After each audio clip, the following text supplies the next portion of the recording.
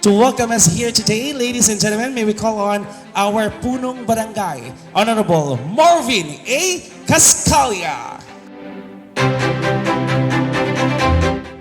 Isang yes na yes na umaga po sa ating lahat. Isang masayang pagbati sa ating 23 pares na ikakasal. Ang araw na ito, ang simula ng inyong bagong buhay, puno ng pagmamahal, pag-unawa, at pangakong sabay ninyong dadalhin. Naway maging matatag ang inyong pagkasama at maging inspirasyon sa ating barangay. At welcome po sa libreng kasal sa Barangay Alangilan. Mabuhay ang lungsod ng Batangas! Mabuhay ang Barangay Alangilan! At mabuhay ang bawat kabarangay! Siyempre sa mga ikakasal, ito po ay isa na sa pinakamaligayang araw ng inyong buhay. Ano? Pagkatapos nun, paligaya ng paligaya. Yan. Ito pong kasal na babanggitin ko sa inyo ay merong mga requirements na kailangan akong itanong. So ang unang-unang tanong sa inyo pong lahat, kayo ba ay kusang loob na nagpunta rito upang kayo ay magpakasal? Papangako kong alagaan ang mga anak natin. Pinapangako kong mamahalin kita habang buhay.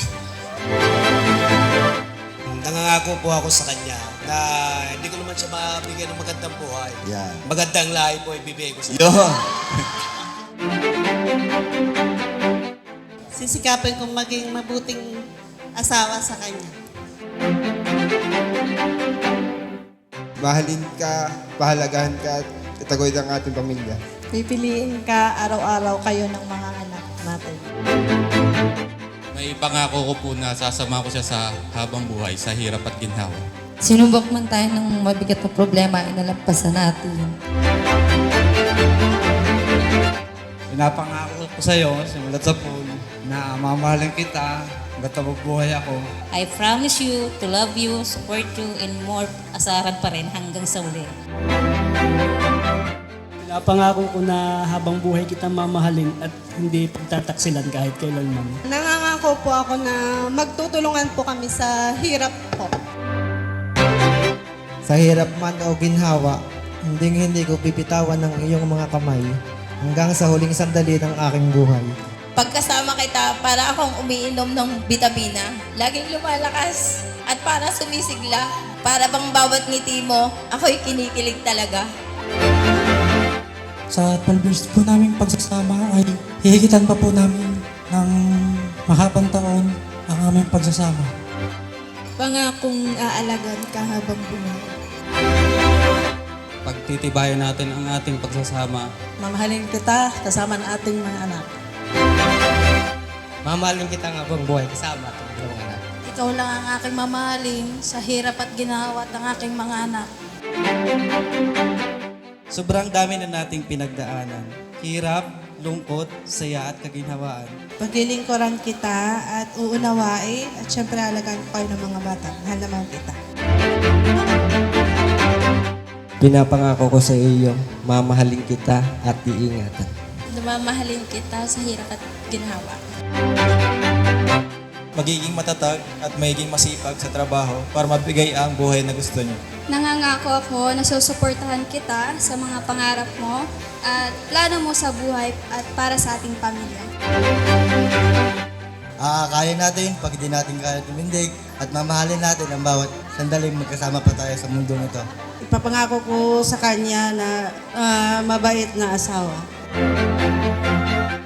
Danipa, I love you for your kindness and honor and your unwavering support. Nandito lang ako palagi para sa iyo at sa magiging anak natin. Mapapangako ko lang sa iyo, Neng, habang buhay kitang mamahalin. Aalagaan ko silang tatlong mag-ama, yun lang po. Ay, ang pangako ko sa iyo, mamahalin kita habang buhay kasama ng ating mga anak. Pinapangako ko, susuportahan at mamahalin kita habang buhay. Pakakamahalin kita ng baong-baong walang hugutan. Mamahalin, iingatan at aalagaan kita habang buhay. Hindi naman ako perfecto na asawa, pero mamahalin kita at alagaan ko kayong dalawa ni Baby Tristan. Hindi ko pinagsisisihan na ikaw ang minahal ko. Pipiliin kita at pipiliin kita ng paulit-ulit. Salamat sa Diyos at ikaw ang binigay sa akin. Mamahalin ko po siya sa hirap at ginhawa ng buong buo. Ako sa asawa ko, ako'y pagbabait. Mamahalin kita ng habang buhay, lalo ng ating mga anak. Nangangako ako na may kasamang panalangin na maging mabuti akong ina at asawa. Ipapangako ko, ibibigay ko lahat, langit at lupa. Habang buhay kitang mamahalin, sa hirap at ginhawa, pumuti man ang ating buhok. Sa kapangyarihang ibinigay sa akin pinagkaloob ng Republika ng Pilipinas, simula ngayon, kayo ay dinideklara ko ng mag-asawa. You may kiss your bride.